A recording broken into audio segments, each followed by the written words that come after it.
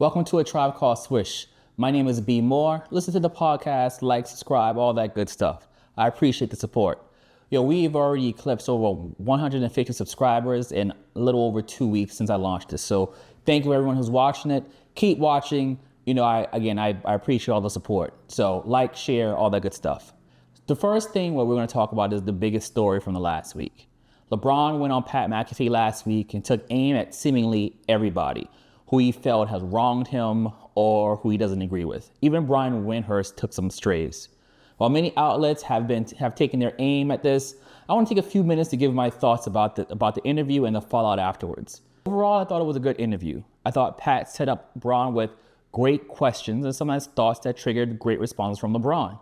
I appreciate that the interview was uninterrupted. I thought that was a good touch from ESPN. But my issue on the interview itself is that LeBron and his team chose Pat McAfee. McAfee is not of the culture. And if we learned anything from Kendrick Lamar last year is culture matters. There was a moment in the interview where LeBron talked about being dropped off at the barbershop by his mom for hours and he had to be around these older guys and they talked about everything. And you could see McAfee and company being completely clueless about this experience. Their cluelessness of this experience caused a lull in the interview because he was just like, yeah. That's all he could say. He didn't have anything for that. He didn't have anything to share. So he can have a back and forth about this and how that experience led him to do his own version of The Shop on HBO. Being clueless about being a kid in a barbershop and how that often molds your opinion and how you view the world is not news. The black barbershop is one of the most unique places on earth. But when you don't have that reference, you can't identify. And it was obvious.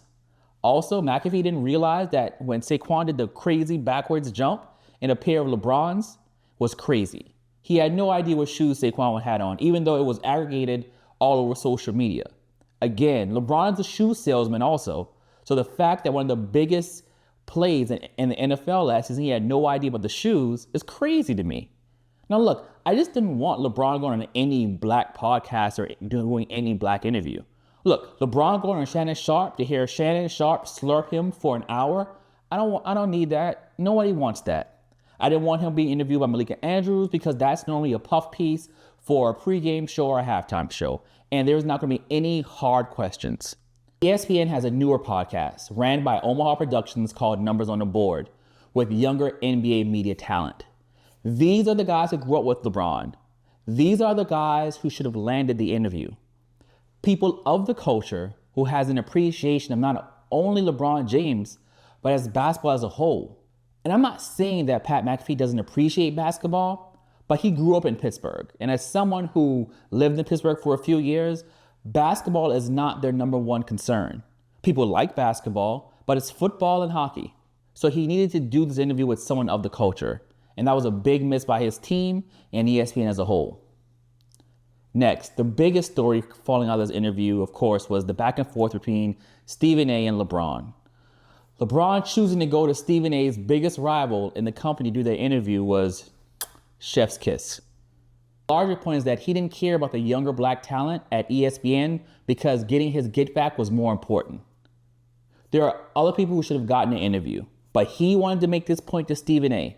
And he went there, he took his shot at Stephen A. to drill home the point. The rivalry, which is weird to even say that a media person and an athlete has a rivalry, but the rivalry between him and Stephen A. is as corny as it sounds and looks. Stephen A.'s response, where he would have swung on LeBron and then taken 20 minutes at the beginning of first take to respond to LeBron is wild. Like this, it doesn't feel real. It's annoying. It doesn't do basketball any good, and that's the issue. These people are supposed to be stewards of the game. In turn, they monopolize the media cycle talking about themselves. It just became a week of self-serving social media posts and TV spots. All the while, Pat McAfee can't believe the bump he's getting in views, and the president of ESPN is grinning in the background begging for more. I don't ever want to hear Stephen A. or LeBron being critical of the game. In a moment where teams are fighting to death for a playoff spot and playoff positioning, they decided now was the time to have a public spat. Was Stephen A. wrong for saying LeBron is a bad parent for having LeBron in the Lakers? Sure, that was out of bounds, because that's not the sum of parenting. And was LeBron wrong for confronting Stephen A during a game while his team is fighting for playoff positioning? Absolutely. It's the selfishness and blindness for me. But all of that is just reasoning for why I decided to start this podcast. No one is really talking about the game.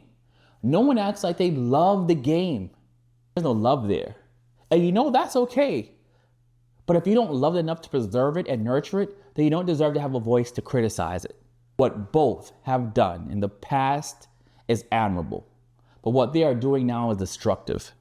This is also proves that the NBA has a media problem. Adam Silver has to fix this. He has to step in and say something or do something. Because if your media partners don't love the game, then how will you ever get your fans to? What do you think? Was this inbounds, out of bounds? Do we need more of this? Comment below. Drama out of the way. Let's talk about some basketball. The Clippers did not see this coming. While the Lakers were being injured and getting Luka and doing all these weird things, LeBron being out of the lineup, and while Memphis forgot how to play basketball for the last 2 months, the Clippers had silently crept up the standings. They were at one time a play-in lock, it seems like, maybe even kind of bordering maybe out of the playoffs. But now, being 8-2 in their last 10 games, they're in the 6th seed right now. And while everyone else is figuring things out, they seem to have put it together at the right time. Kawhi Leonard is playing. He's averaging 24 points a game since the All-Star break, 6 boards, a few assists. This Clippers team could make things interesting. What this Clippers team has done is pretty much what all Ty Lue's team has done. They play good defense, have timely offense. Not just timely offense, they can fill the board up. If the Clippers stay at the 6th seed, they'll have to face the Nuggets in the first round, a team that they split their 4 games with throughout the season. I don't like this matchup for them because while Zubac is a good center, I think him dealing with Jokic over the course of a 7-game series, he just can't do it. Where I do think the Clippers have the advantage is that James Harden and Kawhi Leonard have been scoring in bunches, and the Nuggets do not have great wing defenders. The flip side to that is that you always have to wonder about Kawhi's health in the playoffs. Remember, was it last year where the Clippers were against the Suns? It was 2 years ago. The Clippers were against the Suns, and the Clippers were the first game and a half that Kawhi played. The Clippers were dominating the Suns, and it looked like they were going to have an easy path to the next round, and then Kawhi got hurt, and then everything fell apart. I think there's a concern. Kawhi is in, it's obvious. The Clippers are contenders, but it's when he's in. Now, what people have not given enough credit to is James Harden is having a great year. Listen, James Harden's career was kind of written off when he went to the Clippers and when they didn't do anything. So the fact that he's revitalized his career, he looks in shape, he's playing really good basketball. Is he the same James Harden that can kind of will this team to a victory? He doesn't have that in him anymore. I mean, he's older now, he's an older player. But what he has now that he didn't really have then when he was that James Harden is a really good supporting cast and great coaching. This team can make noise. But I do think their road is really tough no matter how it plays out. Because if they drop to the play-in, they're going to have to play the Timberwolves. And that's going to be tough. And then if they beat the T-Wolves, then they have to go to the Rockets. I don't think this team can beat the Rockets. And look, I know I am probably by myself on this. I am big on Houston this year because I am big on Ime. I don't think they can beat the Rockets. If they lose and they go into playoff, lose that first game against the T-Wolves, maybe beat the Kings or Mavericks, then they have OKC. So they have a treacherous road no matter how it pans out. I know most people would think that, hey, get in the play-in, beat the T-Wolves, get Houston, you can win that. You can definitely win that series. I disagree. I think Houston is a harder matchup for them than Denver because Houston has something that Denver does not, and that is wing defenders.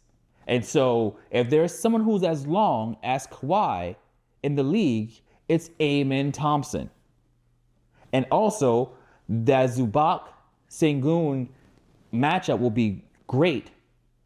But again, who's going to D Jalen Green, Fred VanVleet? There's matchup problems against the Rockets. Clippers against the Nuggets, if this ends, it's going to be a great series. I don't see them beating the Nuggets. I think the Nuggets take it up a gear. We've seen this over and over again. People will talk about playoff Jimmy, but there's playoff Jamal too. And that is a different beast. The great thing about this time of the year, it's all of what ifs, and it's all of how matchups play out. The Clippers have shown that they can win big games. I just don't believe in them this year. And we have to look at for the Clippers is that their superstars are aging with health concerns.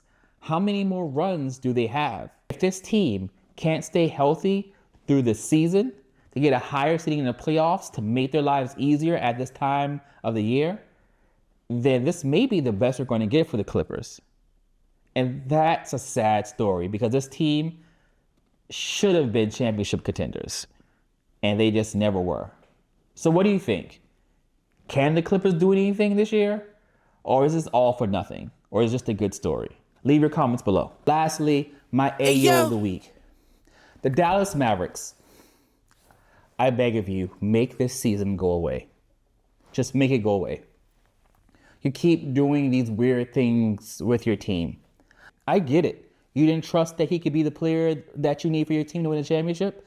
I get it. Fine. That's your opinion. And you're gonna do what you guys have to do. That's fine. Like I'm not one of these people who are crying about, oh, you traded a generational talent. Hey man, that's the game. You swing big, you see what happens. The diminishing of who Anthony Davis is as a player is wild to me. The Mavericks. Do not play Anthony Davis anymore this season. You have nothing to gain. And unless there is an incentive that we have not been made aware of for him to play a certain amount of games to get his bonus or whatever, if there is no incentive in this for him playing, don't play him. Let him rest. Let him rehab. Let him do whatever he needs to do. But do not play this man anymore this season. There is nothing to play for. You don't want to be in the play-in. Get out of the play-in. Let Phoenix get in. Let's have the Suns have their last hurrah and they die on their sword in the play-in game. You guys have next year to fight for. Have Anthony Davis ready for the beginning of the season. With hopefully Kyrie can be ready and your bigs up front ready. And maybe focus on maybe getting a free agent acquisition. And hopefully by being out of the play-in, you can actually get a high enough draft pick. Who knows, maybe the draft gods who have been pretty favorable to you guys might shine on you once again. And an Ace Bailey comes over. You never know. But do not play Anthony Davis again. Because what if he hurts an ACL? Now he's hurting an ACL in April. And that means he's probably going to be out until a couple months into the season. Because he's not going to be ready for the beginning of the season. You gain nothing. And look, I am normally not for tanking. Because I just feel like it's just bad for the game. But in this case, you have to salvage your star for the future. You risked it all. Shout out to Carmelo. You risked it all for Anthony Davis.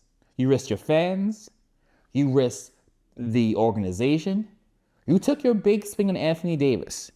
And to risk your big move for a few games that will get you in a play-in game that you will probably be out after either the first of the play-ins or definitely in the first round.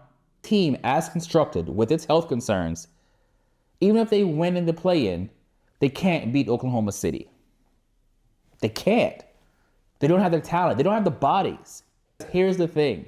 Next year, the West gets tougher. You have Houston with another year in their belt.